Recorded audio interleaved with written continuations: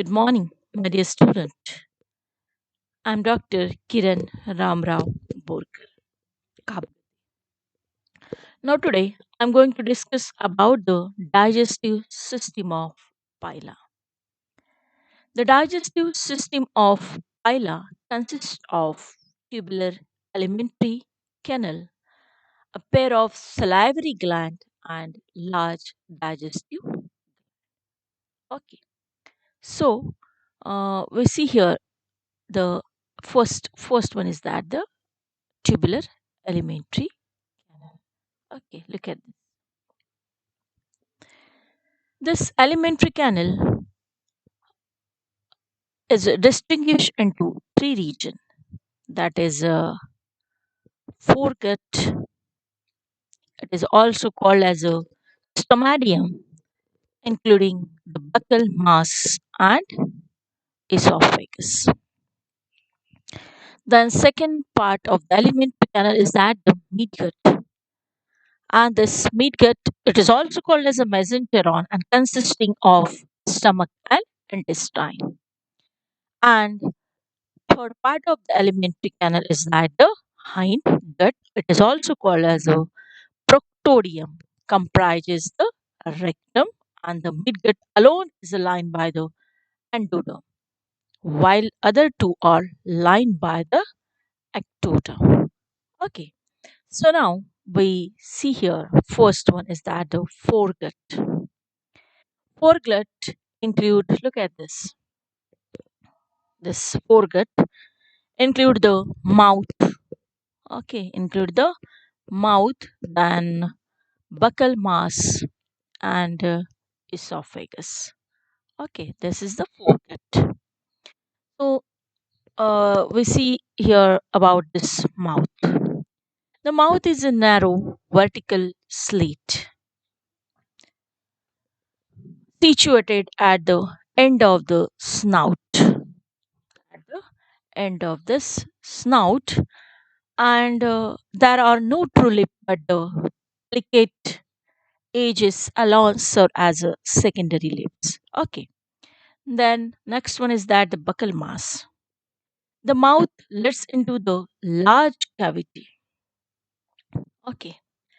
A large cavity of the buccal mass or pharynx having a thick wall with a several set of muscles. The anterior part of this cavity of buccal mass is vestibule.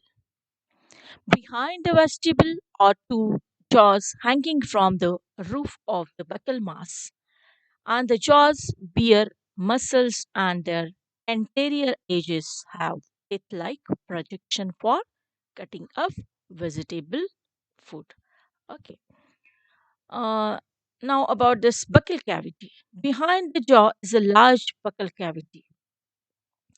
On the floor of buccal cavity is a large elevations, and that elevation is called as a odontophore. Front part of the odontophore has a furrowed subradular organ which helps in cutting food. And the odontophore has a protractor and retractor muscles.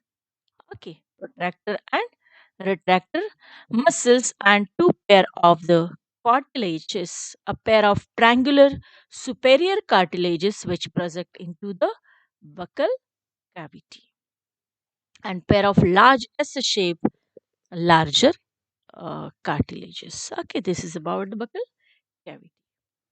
Now I just tell you about the radula. Okay, look at this radula. This one is the radula, which is present in buccal cavity. Okay, so about this radula, above and behind the odontophore is a back-like radular sac. Is a back-like radular sac which is diverticulum of the buccal cavity. The radular sac has a transverse rows of cells called odontoblast.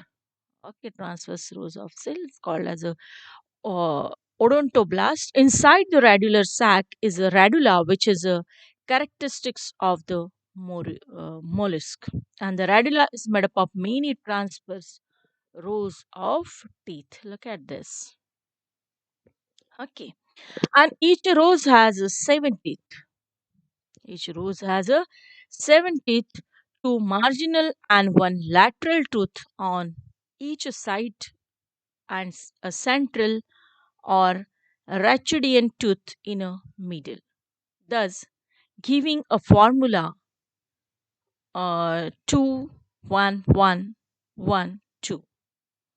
The radula moves forward and backward on the odontophore for rasping food particles, and these movement of radula are called as a chainsaw movement.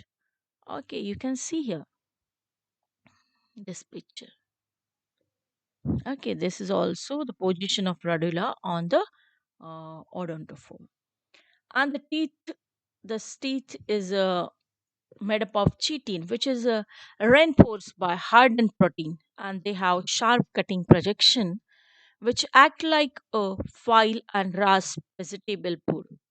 And the teeth of the radula are worn off in front, and new teeth are formed all the time by odontoblast. On the roof of buccal cavity above the radula is a pair of groove buccal gland which are digestive. Okay, this is about the uh, buccal mass, buccal cavity, and about this radula. Now we see here the next part of the foregut, that is esophagus. Okay, look at this. This one is the esophagus. So the buccal mass leaks into the long, narrow esophagus. From near the origin of esophagus arises a pair of round, whitish esophageal pouches. Look at this. This is the esophageal pouch. And they arise by short duct and lie below the salivary gland. This is white duct and lie below the salivary gland. They are prolongations of the esophagus. They probably secrete digestive enzyme. Esophageal pouches serve for temporary storage of food, and digestion begins in them. Some extracellular digestion is brought about the stomach by the enzyme produced by salivary gland. Yes. Okay, by the salivary gland. And esophageal pouches also. Okay, this is yellowish is the esophageal pouches, and this is salivary gland. Okay, and we see the next part of the alimentary canal, and that next part of the alimentary canal is that the midgut. Okay, is that the midgut. The midgut include the stomach. Midgut include the stomach, and another one is that the intestine. Okay. So I just tell you about the stomach. The stomach begins on left side just below the pericardium and run backward as a blind pouch on the posterior lateral side of main walls of the visceral mass. It is a rectangular sac of dark red color having a broad U-shaped internal cavity of rose red color, and the stomach is differentiated into the two chamber, that is a cardiac chamber and pyloric chamber. Okay, so the cardiac chamber is rounded in appearance and possesses a longitudinal fold on its inner surface. The esophagus opens into it. Okay, and pyloric chamber is a tubular. Look at this. This one is the pyloric chamber is the tubular and transverse fold on its inner surface. From the pyloric chamber arise a short bag like cacum, but it has no crystalline style as food in many gastropods. The duct of the digestive gland opens into the stomach. Opens into the stomach at the junction of this two chamber. At this junction of this two chamber opens the digestive gland. Okay, open a digestive gland. Now we see the next part of this midgut, and that next part is the intestine. From the pyloric chamber, from the pyloric chamber arises an intestine which run along its anterior edge and further along the digestive gland beneath the posterior renal chamber, and it then turn upward and backward in the visceral mass where it forms two and half or three coils between the gonad in front and the digestive gland behind before joining the rectum. Okay, look at this. This is about the intestine. Now, next part of the alimentary canal is that the hindgut. The rectum, or look at this rectum or terminal part of the alimentary canal is a thick walled tubule. It enters the mantle cavity and passes downward to opens by anus on the right of the head. Okay, this is about the tubular alimentary canal. Now we see about this salivary gland. Look at this whitish. The two salivary gland lies one on either side of posterior limit of the buccal mass and partially covers the esophagus. The surface of margin of each gland are greatly cut up, giving its appearance of a somewhat branch type of gland. And the duct of each gland begins near its internal anterior corner and immediately enter the muscles of buccal mass and opens into the buccal cavity.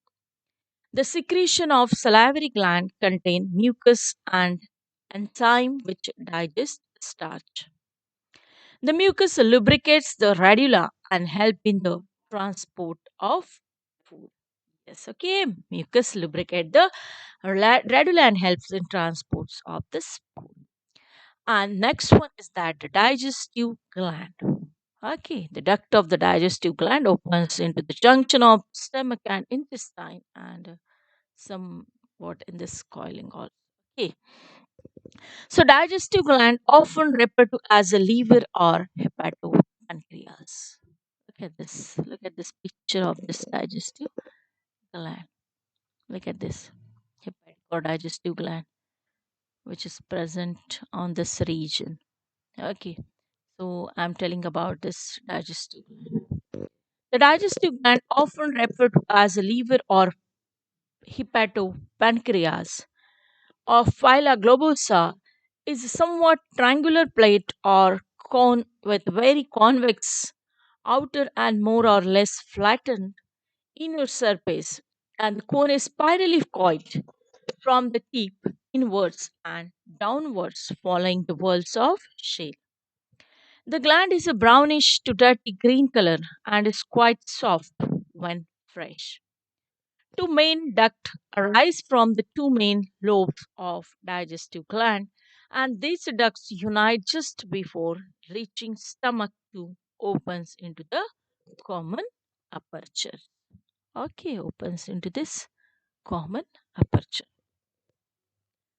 The digestive gland is made up of number of fine tubules.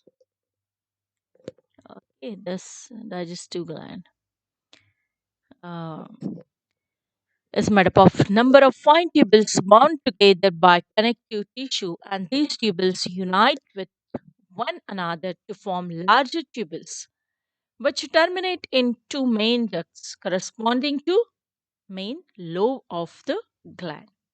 The terminal part of each tubule is glandular, called as a alveolus, and the rest of the tubule is ciliated.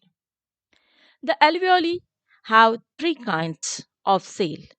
They are secretory, resorptive, and calcareous shell, or that calcareous shell is also called as a lime cell.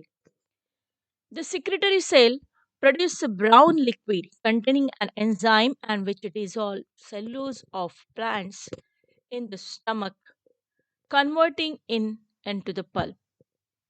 The resorptive cells produce a proteolytic enzyme, and this enzyme brings about intracellular digestion of cellulose pulp. The calcareous cells store phosphate of lime. Okay, this is about the digestive gland. Now we see about this food and feeding. The food consists of aquatic plant of succulent nature like Vallisneria and Pistia, which are cut by jaws and odontophore. Then the radula moves forward and backward, filling the food into the small particles and exactly like the chainsaw mechanism. Thus, the food is cut up and masticated inside the buccal cavity. This is about the food and feeding. And about this digestion, the salivary gland pour their secretions. The salivary gland pour their secretion by means of their duct into the buccal cavity, where it mixes with the food. It helps in digesting the starch by converting into the sugar. In the stomach, the food is digested by secretion of digestive gland. In the stomach, food is digested by the secretion of digestive gland, and secretion of digestive gland digests the various kind of food, but cellulose is digested inside the resorptive cells only. Okay, thus both extracellular and intracellular digestions occur. The stomach is the site of extracellular digestions. Okay, and the digestive gland is a site of intracellular digestion and absorptions. This is the characteristics of mollusk. Absorption of digested food takes place mainly in the digestive gland and some in the intestine. Okay, this is all about the digestive system of Pila globus. Thank you so much.